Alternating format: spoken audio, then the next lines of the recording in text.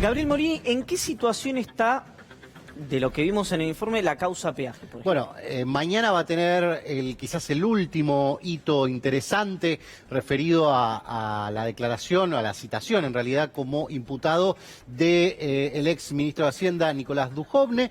Me parece que va a ser bastante previsible el paso de Dujovne, vía Zoom, todo vía remoto, y en los últimos días de Rodolfo Canicoba Corral al frente del Juzgado Federal número 6. Esta semana ya hace efectiva su renuncia por jubilación. Hay que ver si en el camino no procesa esta segunda tanda. Estamos hablando de Guillermo Dietrich, que prestó declaración el viernes pasado. En realidad presentó un escrito vía remota, se negó a contestar preguntas, forma parte de lo que puede hacer en una indagatoria. Calculo que lo mismo va a hacer Dujovne en este caso. ¿Por qué? Todos están esperando al siguiente juez de la causa, al que herede esta causa, que es Julián Ercolini, sorteado la semana pasada, haciéndose cargo interinamente por un año del juzgado de Canicoba. Los procesados ya están procesados, más allá de la apelación, solamente se podría, digamos, abrir una puerta para ellos respecto de si la Cámara Federal acepta la recusación que le planteó el primero de ellos, que era Javier Iguacel.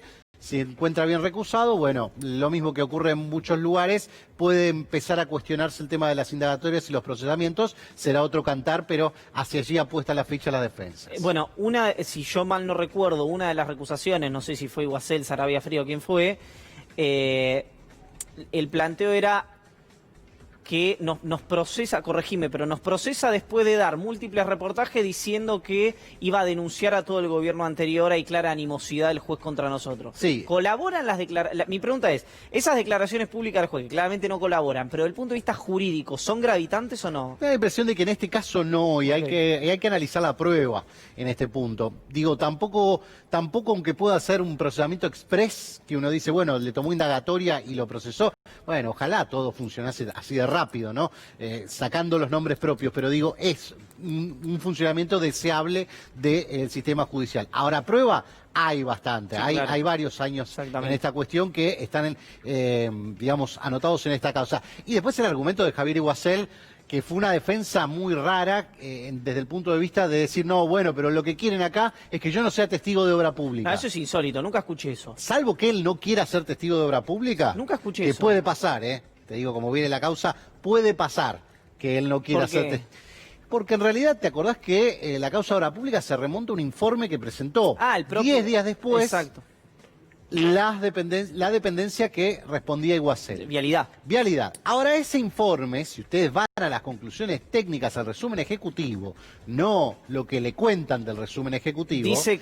Dice, no hay deficiencias constructivas de magnitud. Exacto. Hay un 0,3% de desvío entre tal obra, entre lo pagado y lo ejecutado. Déjame que me anticipe. Vos lo que decís, que si Iguacel va de testigo al juicio de obra pública, puede llegar a tener que decir, la verdad es que no encontramos grandes irregularidades. No sé si lo va a hacer porque en realidad la denuncia, o sea, ¿qué es lo que ocurre en esta causa? Para que ustedes recuerden sus inicios, se presenta ese informe como denuncia y atrás va Iguacel como denunciante y dice, hubo sobreprecios. Y ahí es donde empieza a tomarse la cuestión de tira sobre la causa, sobre la mesa el tema de los sobreprecios. Porque los sobreprecios no están confirmados por pericia. Entonces, ¿cuál es la manera de hacerlo? Vía testimonio. Quien introduce el tema sobreprecios es Javier Iguacel. ¿Cómo comprobar un sobreprecio? Con la pericia que está en curso. Ahí se va a poder comprobar si hubo o no sobreprecios. Pero por eso te digo, es casi vamos a decir, la columna vertebral de la causa de obra pública es en parte la declaración de este señor. Pero bueno, nada que ver con lo que nos compete. No, ni tampoco con el asunto peajes. Así que puede ir tranquilo ahora que se reanudan las audiencias vía virtual. Vamos a hablar de esto y nos hemos tomado la licencia de llamarlo el Watergate de Macri. ¿Informe de quién? De la Comisión Bicameral de Seguimientos de Organismos de Inteligencia. Recuerdan ustedes cuando estalla el tema de las causas de espionaje, en Lomas de Zamora por un lado, el caso de Alessio por otro, en las denuncias de la Agencia Federal de Inteligencia de gestión de la interventora Cristina Camaño, aparecen un montón de citaciones. Y yo les voy a contar que esta comisión, que viene trabajando raudo, es decir, casi sin pausa, hubo ahora un parate judicial, a partir de, nosotros contamos, lo que fue un cambio de dinámica en el Juzgado Federal de Lomas de Zamora, ahora también, digamos, atravesado por una circunstancia fortuita como es el contagio de coronavirus de los principales investigadores del caso, lo cual va a llevar a otro ritmo la causa judicial que la que tenía en su momento, en su inicio, con el juez Federico Villena. Pero la bicameral siguió actuando y tiene una hoja de ruta que les vamos a contar referida a un informe. ¿Qué es lo que va a tener comprobada la bicameral? ¿Por qué? Porque recibe los testimonios, no es una causa judicial, pero lo tiene comprobado a nivel institucional. Que hubo un espionaje probado al Instituto Patria. ¿Esto quiénes lo dicen? Lo dicen los espías que participaron, lo dicen los funcionarios que alteraron documentos para ser insertados en la causa de Lomas de Zamora, referidos a cómo la AFI, cuando el auto quinaria administrativa dentro de la AFI, para ocultar o para disimular o para justificar. Se está reportando absolutamente falsa la manera en la cual la AFI justificó aquel operativo. ¿Qué quiero decir? Que ya el testimonio de la bicameral cuenta con información relevante respecto a que se fraguaron esos documentos. No tenés la constancia judicial, la estás teniendo, ya tiene procesamientos, ya está en indagatoria Arribas y Magdalani, y es una cuestión bien seria. Pero a nivel político ya tenés que funcionarios de carrera de la Agencia Federal de Inteligencia dijeron, miren, nosotros tuvimos que fraguar esto. Las órdenes... ¿Qué es fraguar? Perdóname, ¿fraguar un documento judicial? Bueno, no un documento judicial, sino el informe que iba a justificar un documento judicial. Para que te des una idea, y esto también consta en una de las últimas declaraciones ante la bicameral. ¿Te acordás estos terroristas que se llamaban ITS? No recuerdo ahora la definición, pero con tendencia a... Era un nombre muy particular que ahora se me está escapando. Individualistas con tendencia a lo salvaje, ahí está. Que era la organización de ecoterrorismo con la cual la AFI había justificado algunas alertas y vigilancia respecto a un posible atentado a Cristina Kirchner. Bueno, ocurre que había una causa de alertas vinculadas al G20 que estaba en Lomas de Zamora. ¿Qué pasa? El auto es descubierto y se ordena un informe que se inserta en la causa de Federico Villena, 75 días después de este episodio, en los cuales alrededor de 200 carillas de informe, que dicen básicamente no hay alerta terrorista por el G20, mencionan la alerta respecto a Cristina Kirchner en 2 párrafos de 11 renglones cada uno. Ahora, esa organización, individualistas con tendencia a lo salvaje, lo que no se dio cuenta, o el apuro no les permitió saber, es que desde hacía un año antes estaba siendo investigada por Rodolfo Canicova Corral, también con asistencia de la AFI. ¿Qué quiere decir esto? Que había una causa abierta respecto a la supuesta amenaza de esta supuesta organización ecoterrorista respecto a Cristina Kirchner. ¿Cuál fue el apuro? El auto descubierto, meter un informe, insertarlo y revolearlo dentro de la causa de Villena. ¿Para qué? Para ir a Martínez de Giorgi y decirle, la causa está allá, en Lomas.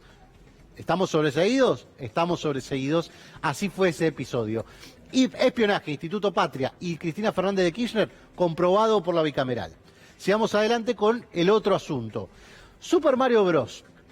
Acá nos tenemos que ordenar con una cuestión, porque aunque en Lomas de Zamora estén por definirse la situación procesal de todo este grupo, que eran quienes intercambiaban por vía WhatsApp, los espionajes, los seguimientos, las infiltraciones respecto a determinadas personalidades y organizaciones sociales, lo que ya sabe la bicameral es que todos ellos declararon, si vos recordás, antes incluso de ser detenidos e indagados por el juez Federico Villena. Sí, claro.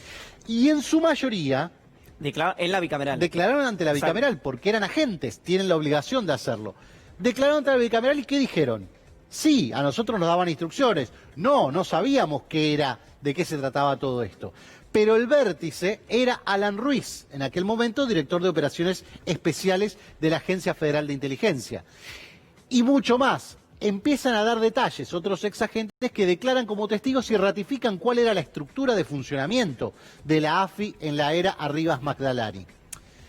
¿Qué es lo que sigue a todo esto? Bueno, ya tenés confirmado, ya tenés todo el paquete de espías de Super Mario Bros. Que también dieron testimonio en la bicameral. ¿Qué es lo que falta? Y lo que están planificando de aquí a las próximas semanas.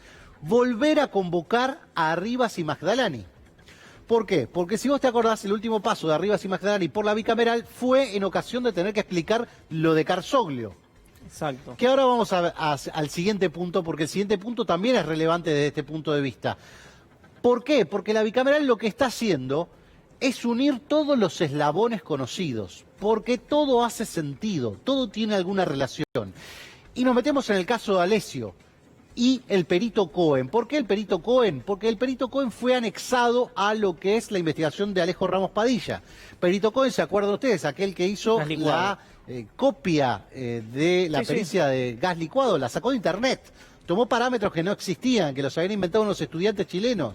Con eso armó una pericia... No, si yo mal no recuerdo, era de un portal de esta... De monografía, sí. Si no era monografía.com, El Rincón del Vago, alguno es así, pero era así, era descargado y presentado. Pero así. además, digamos, se rastreó el origen de la pericia, digamos, y corresponde, un parámetro utilizado corresponde a una tesis que habían presentado unos estudiantes de Chile. Exacto. Que, digamos, para este motivo, hasta hacía ruido, hasta el propio Aranguren dijo en su momento. Exactamente, sobreprecio de 9.000 millones, no existe en el mercado. Exactamente. Esa coima no existe en ningún lado. Bueno, no importa. Con esto, Bonadío agarró y dijo, vengan adentro, pasa todo lo mismo, gas natural licuado. Se une al caso de Alessio. ¿Por qué? Porque establecen ciertas, vamos a decir, ciertas correlatividades entre el accionar de determinadas personas y el funcionamiento operativo de esta banda de inorgánicos. Porque acá sí eran inorgánicos. Esta cuestión que tenía a Alessio por un lado, tenía a otros miembros de inteligencia, pero que aparecen como periféricos organizando esta banda, pero la actuación de Alessio era básicamente extorsión e inteligencia ilegal. ¿Con qué fines? Con el fin de sacar plata. Sacar plata u obtener beneficios, digamos, típico maniobra extorsiva. Ahora, el juez Ramos Padilla está tocando parte de lo que es la Agencia Federal de Inteligencia porque empieza a encontrar esos eslabones que lo vinculan a lo que era la estructura orgánica. Nada que ver con Mario Bros. Mario Bros son todos orgánicos. Exacto. Todos orgánicos. Por eso es una estructura importante. A ver, ¿y cuáles estas actividades del grupo AMBA también entran en relación por eso? ¿Te acordás de las agencias que monta el macrismo en el gran conurbano? Que generalmente era territorio vedado, ahí empieza una puja con la bonaerense, empiezan a tallar otros grupos de inteligencia que la verdad es que no tenían ganas de que vayan a invadirle el territorio. Pone Magdalani a todos excomisarios o exonerados o que la verdad habían terminado muy mal su gestión, de Gastaldi, Bogoliuk, aparecen en estos grupos comandando este proyecto que se disuelve en gran medida porque tienen una pelea interna en el inframundo, digamos, donde se manejan estas actividades. Hay una pelea interna por los territorios. ¿Una balacera en Avellaneda incluso que tuvo que ver con esto? ¿O que pudo haber tenido que ver con esto? Es muy atribuible, ese tipo de accionar es muy atribuible a cuando... No, hasta acá llegamos con esta circunstancia, no lo vamos a aceptar, se disuelve, pero no se disuelven las prácticas. Y acá hay mucho de lo que está investigando la bicameral respecto al rol que tuvo estos excomisarios al frente del AMBA y lo que fue espionaje en la provincia de Buenos Aires. Vamos a ver qué otro elemento más. Fiscal Miragaya, hay mucho interés de la bicameral en ver una cosa que pasó un poco desapercibida y tiene mucho que ver con lo que le pasó incluso a un juez federal.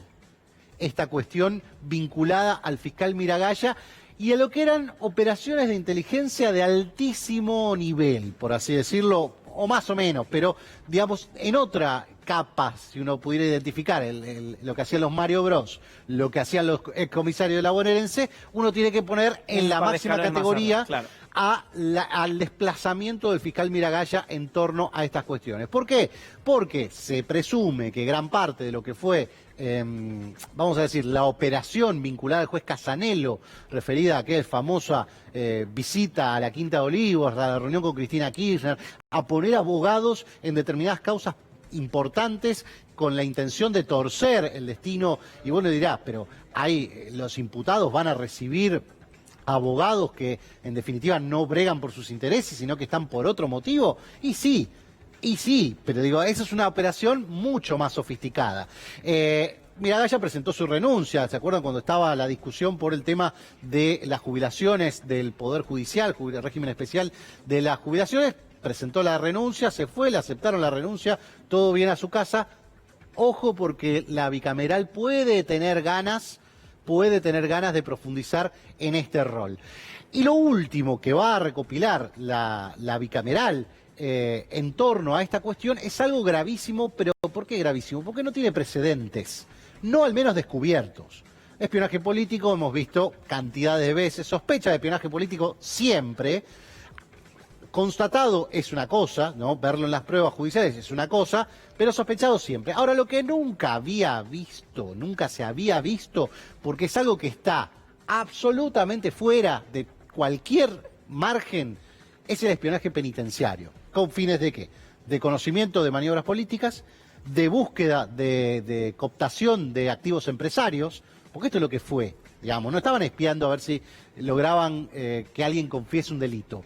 Estaban espiando con el objetivo de tratar de quebrar a alguien para ir, digamos, por alguna instancia superior a lo que ellos creían es labores de poder, dentro del kirchnerismo me refiero. Y el segundo punto es quedarse con activos de empresas. Digamos, de los empresarios que fueron presos, había activos muy atractivos. Pero sin duda, claro. De hecho, algunos se lo habrán quedado, Bueno, me parece. te iba a decir, hay algunas compañías muy competitivas en el mercado que le fueron arrebatadas a algunos empresarios que no sabes en qué manos están. No lo sabes, y no sabes qué otra empresa del Estado se usó como fronting para hacer esas adquisiciones en momentos en que la idea era cooptar absolutamente todo. Esta es la hoja de ruta que tiene la bicameral y por eso nos tomamos la licencia de denominarlo el Watergate, por una cuestión simplemente analógica con lo ocurrido en los Estados Unidos. Espionaje político comprobado. A nivel institucional va a tener su formato con la comisión bicameral. Va a elevar un informe. Después no sé qué va a ocurrir con esos informes, porque son informes políticos. Pero lo que vos podés saber a partir de una definición desde el punto de vista de la comisión encargada de seguimiento de organismos de inteligencia es que en la Argentina hubo espionaje. Hubo espionaje ilegal y hubo espionaje ilegal con fines políticos que contenía todo este despliegue que acabamos de describir. Después quedará para la historia, quizás o no, o alimentará la causa judicial, que ya puede tener cualquier destino. Pero esto va a quedar plasmado por el organismo institucional que le corresponde la actividad legislativa de uno de los poderes del Estado. Gracias, Gaby. Una tanda muy pero muy cortita. Al regreso hablamos